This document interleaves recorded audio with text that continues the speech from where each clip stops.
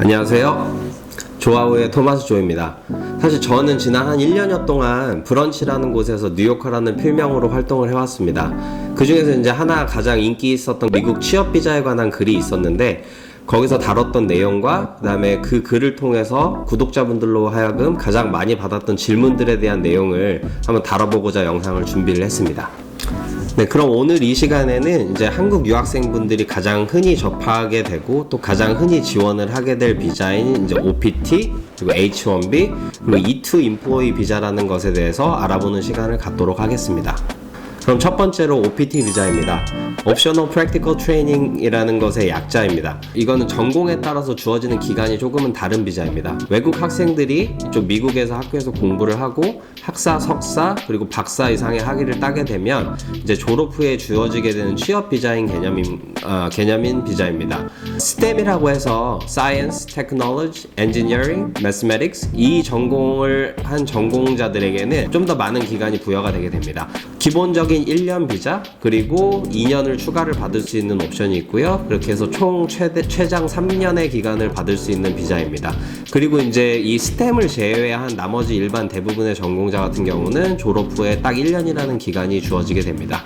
그래서 이 비자를 통해서 취업을 처음 진행을 하게 되고, 이 기간 동안에 이제 자신의 능력을 많이 보여주고 이 회사로 하여금 내가 꼭 필요한 인재라는 것을 증명을 해서 다른 단계의 비자를 지원을 받거나 영주권 지원을 받게 되는 프로세스가 생기게 됩니다. 근데 여기서 조심하셔야 될 것을 하나 제가 말씀을 드리고 싶어요. 이건 이제 제 경험에 바탕이 된 건데, 이게 뭐냐면 이 비자를 지원을 하고 어프로브가 됐는데 실제 이 비자 카드 자체를 그 USCIS에서 자택으로 배송을 하다가 USPS에서 그냥 어디 아무 근거도 없이 뭐 출처 없이 이걸 잃어버리는 경우가 많습니다.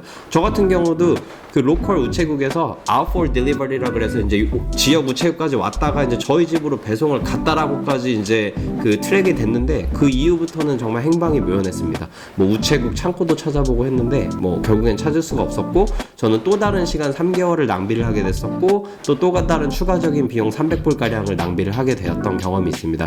그래서 꼭 이 비자를 지원을 하실 때는 최소한의 뭐 이러한 일이 발생을 하는 경우도 있구나 정도를 알아두시고 백업 플랜도 준비를 해두시기를 꼭 권해드립니다. 네, 이제 OPT를 무사히 지원을 받아서 뭐 회사에 취업을 하셨다라고 하면 그 다음 단계는 이제 내가 이 미국에서 좀 더 긴 시간을 합법적으로 남아야 되는 것에 대한 옵션을 고려를 하셔야 되는데요.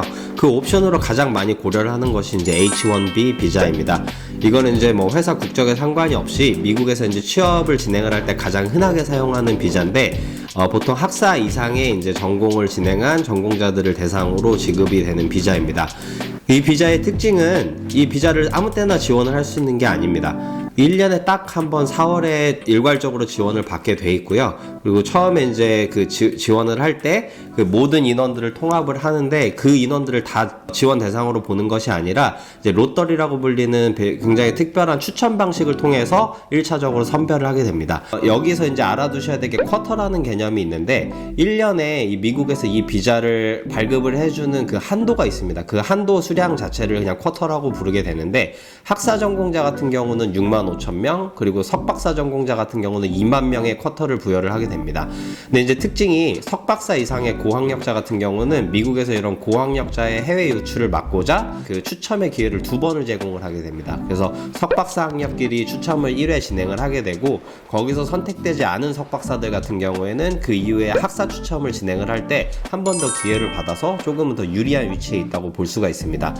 다만 이 비자에 대해서 좀 알아두셔야 될 것은, 이제 트럼프 행정부 들어서 악용을 했던 사례들에 대해서 굉장히 좀 엄단을 하겠다고 경고를 하고 여러 가지 좀 그 자격 조건을 많이 강화했던 그런 비자입니다. 그래서 지원을 하실 때 꼭 이러한 부분에 있어서 본인의 조건이 충족이 되는지를 꼭 확인을 하시고 지원을 하셔야 되는 것을 권해드리고 싶습니다.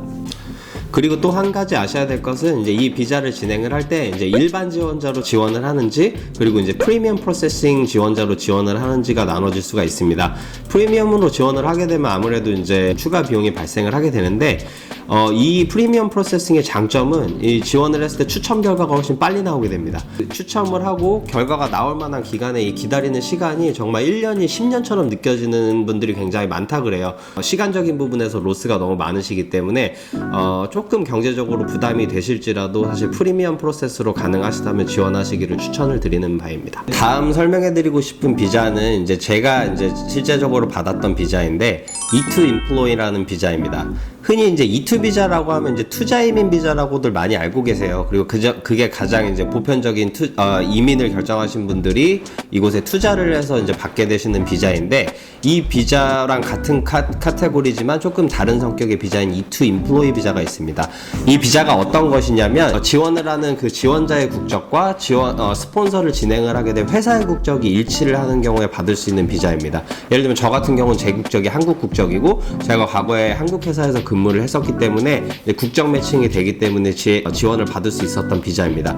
단 이 비자는 이제 매니저리얼 포지션이라 그래서 회사에서 이제 매니저 이상급의 포지션의 인원들만 받을 수 있는 비자인데, 사실 변호사분들 잘 만나면 이 부분은 충분히 이제 어느 정도 이제 조율을 해줄 수 있는 부분이 있으시니까요. 만약에 E2 인플로이를 알아보셔야 되는 상황이라면 꼭 전문 변호사분들하고 직접 상담을 받아보시기를 추천드립니다. E2 비자의 배우자 같은 경우는 정말 쉽게 본인이 하고자 하는 일들에 지원을 할 수가 있습니다. 그렇기 때문에 하나 큰 장점이라고 볼 수 있고, 자녀를 공립학교에 보낼 수 있다는 장점까지도 있기 때문에 여러 가지 혜택이 같이 따라오는 비자라고 볼 수가 있습니다.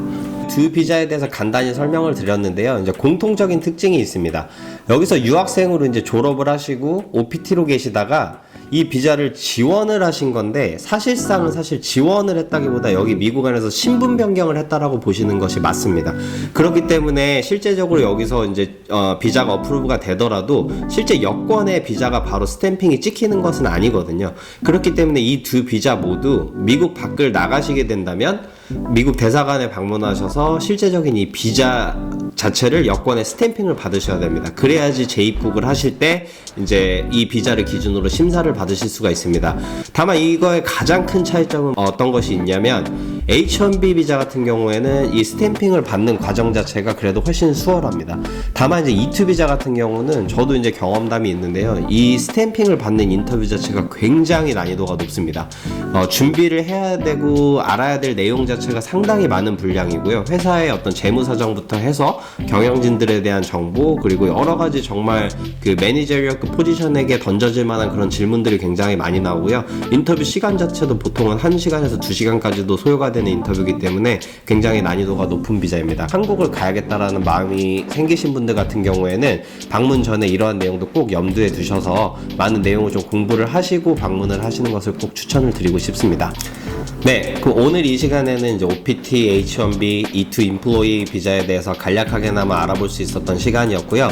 제 브런치 뉴요커 계정에도 이러한 내용들을 글로 잘 정리를 해놨습니다. 그래서 방문해주셔서 구독해주시고 필요한 정보 얻어가시면 굉장히 좋을 것 같습니다. 오늘도 제 영상 시청해주셔서 정말 감사드리고요.